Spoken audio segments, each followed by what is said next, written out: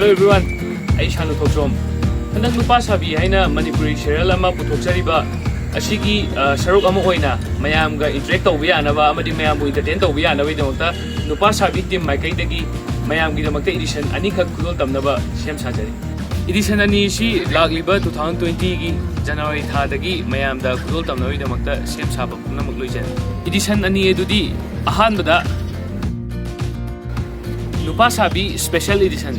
Hi, edition asida Nupa Sabi serial asibu nuksibiduna yengbiriba viewersing amadi fansing na bibirakpa comments amadi feedbacks kun lakhacharaga mayamga interact tawba yanabagi program ama sem sabalo yare. Amasung challenge me. Hi, episode asida na Nupa Sabi gi team member ama natraga kharaga loinana entertainment challenging video ama mayamda khudol tamjagani. Hi, edition ani si thamagi manungda taik taret amadi taik trangada mayamda soidana khudol tamjagani.